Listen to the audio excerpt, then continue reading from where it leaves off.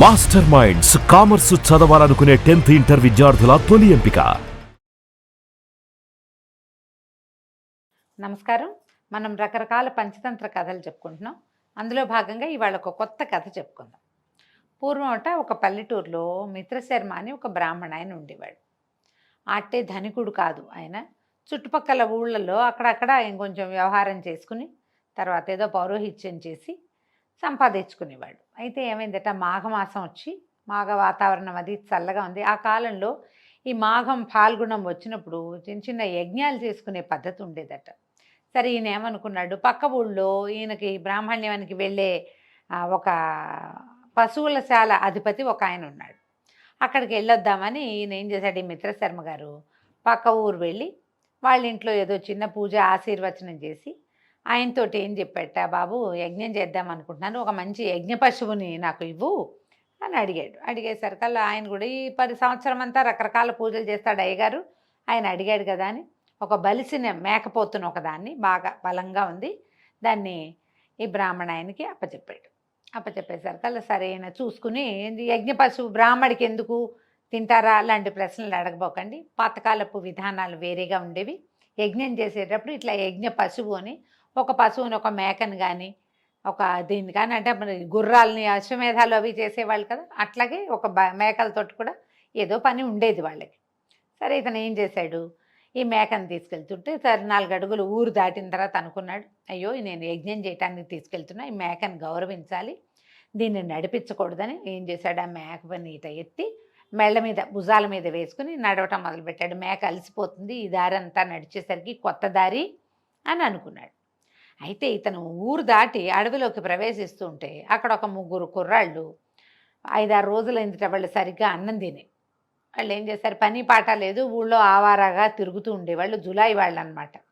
ఇది చూసి అబ్బో పక్క ఊరి అయ్యగారు మంచి బ్రహ్మాండమైన మేకను పెట్టాడు, ఎలాగైనా ఈ మేకను సంపాదించాలి, ఈయనకి ఎందుకు మేక, బ్రాహ్మణ ఆయనకి వాళ్ళకి తెలుసు, ఊళ్ళో అందరికీ తెలుస్తాయి, యజ్ఞం ఏదో ఉండుంటుంది దానికోసం తీసుకెళ్తున్నాడు, ఈయనకి యజ్ఞం సంగతి ఆయన చూసుకుంటాడు, ఈ మేకలు అయిపోయినా వచ్చిన యజ్ఞానికి వచ్చిన ఇబ్బంది ఏం లేదు, మేకను కొట్టేయాలనుకున్నారు వాళ్ళు. ఈ కొట్టేయటం కోసం ఏం చేశారు, 3 బాగా మాట్లాడుకుని ఒకడేమో అక్కడే నడవటం మొదలుపెట్టాడు, కొంచెం గబగబా నడవటం మొదలెట్టాడు, మిగిలిన 2 పరిగెత్తుకుంటూ ముందుకెళ్ళిపోయారు.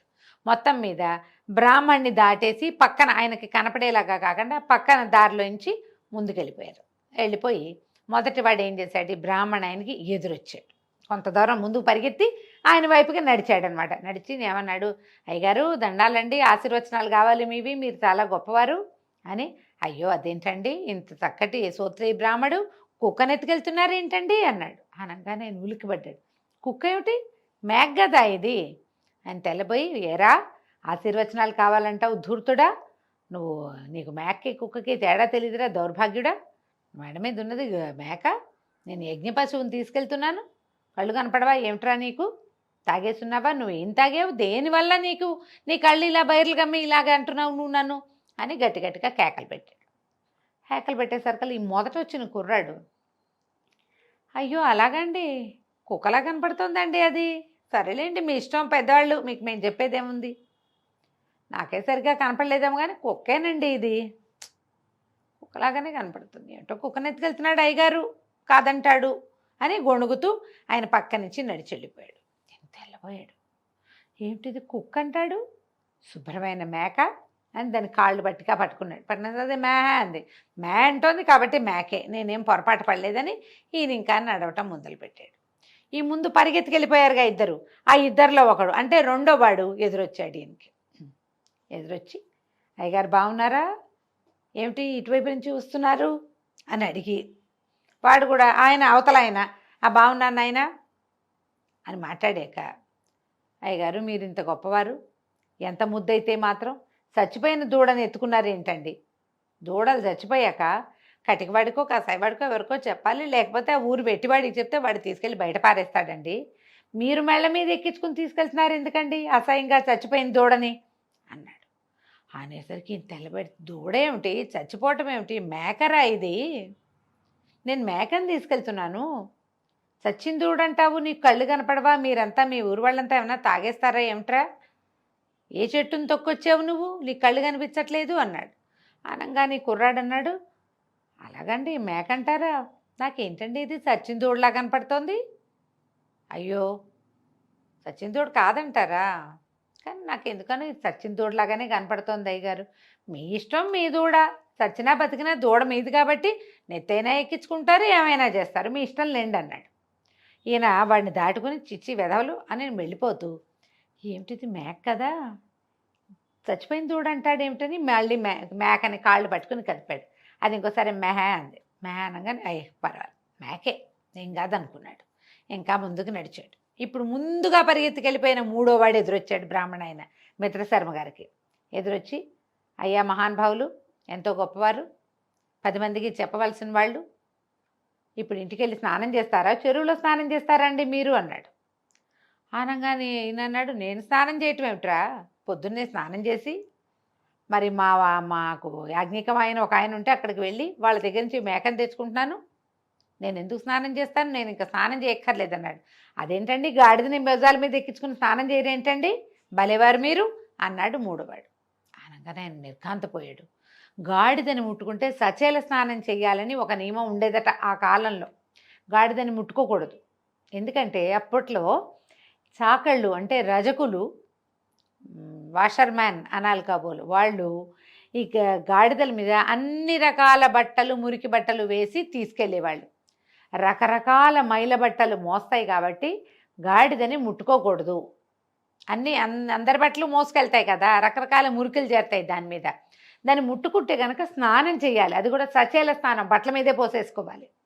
ఈయన నిర్ఘాంతపోయాడు. గాడిదేమిట్రా అన్నాడు. అదేనండి, మీ భుజాల మీద ఉన్నది పిల్లగాడిది కాదుటండి అయ్యగారు అన్నాడు మూడోవాడు. ఆయన ఆశ్చర్యపోయాడు. అయ్యో బాబోయ్, గాడిదని ఎత్తుకున్నానా నేను, ఒక్కొక్కడు ఒక్కో రకంగా చెప్తున్నాడు, వీడు ఏకంగా గాడిదంటున్నాడు. చీచి, నేను కానీ అది ముట్టుకున్నానా ఏమిట్రా దేవుడా, ఇది పొరపాటున గాడిదేమోనని ఆ మెడల మీద ఉన్న మేకను అక్కడ బారేసి ఆయన పరిగెత్తుకుంటూ వెళ్ళిపోయాడు.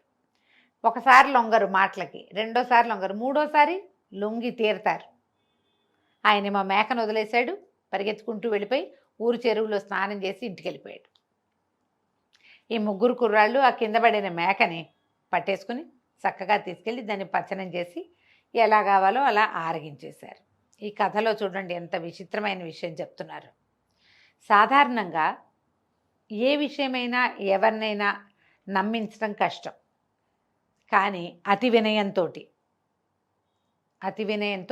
ఎవరినైనా నమ్మించదు. అతి వినయం అంటే మీరు ఇంద్రుడు చంద్రుడు, మీకు ఎన్నో తెలుసు, మీలాంటి వాళ్ళు మీరే, మీకు సాటి ఎవ్వరూ లేరు అంటాం, మీకు అన్నీ తెలుసు అంటాం. వాళ్ళని అలా మాట్లాడితే నమ్మించవచ్చు. ముద్దుగా మాట్లాడటం, స్త్రీలు అని రాస్తాడు పంచతంత్రకర్త అయితే, ఆడవాళ్ళు చక్కగా మాట్లాడితే ఎవరైనా లొంగిపోతారు. తర్వాత మోసగించాలన్న ఉద్దేశం ఉంటే అవతల వాడికి తానా తందానా అంటాం. మోసగించాలన్న ఊహ ఉంటే వాళ్ళు ఎవరినైనా లొంగదీయగలరు, ఎవరినైనా నమ్మించగలరు. అవతల వాడు వినయం ఏమిటి అనేది తెలివిగా ఉంటే కానీ మనం దాని నుంచి తప్పించుకోలేము. ఒక మనిషిని ఒప్పించాలంటే ఇలాంటి ఉపాయాలు చేయాలని పంచతంత్ర కథలు మనకి తెలియజేస్తాయి. మనం ఒప్పించక్కర్లా, కానీ మనం ఒప్పేసుకునే పరిస్థితి ఒకటి వస్తూ ఉంటుంది. అప్పుడప్పుడు మనం దొరికిపోతాం ఎవరికో, ఎవరో మోసం చేస్తారు. దానికి కారణం ఏంటంటే మనం వాళ్ళ అతి వినయానికో, అతి మృదువైన మాటలకో, అతి తెలివితో మోసం చేయాలన్న ఉద్దేశానికో మనం పడిపోతాం. వాటికి దొరకకుండా ఉండాలి.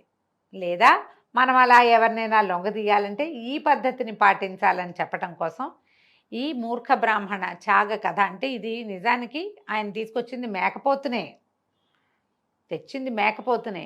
తను తెచ్చింది మేకనవునో కాదోనన్న అపనమ్మకాన్ని ముందు 2 సార్లు క్రియేట్ చేసి మూడోసారి ఆయన్ని సక్సెస్ఫుల్గా నమ్మించేశారు. ఈ కథని ఎన్ని చోట్ల వాడుకుంటారో కార్పొరేట్ స్టోరీస్గా చెప్తారు ఈ కథల్ని. అవసరం వచ్చినప్పుడు పిల్లలకి చక్కగా ఈ కథ చెప్పండి. ఇలా మోసపోకూడదు అని తెలియజేయండి. కథ కంచికి మనం ఇంటికి.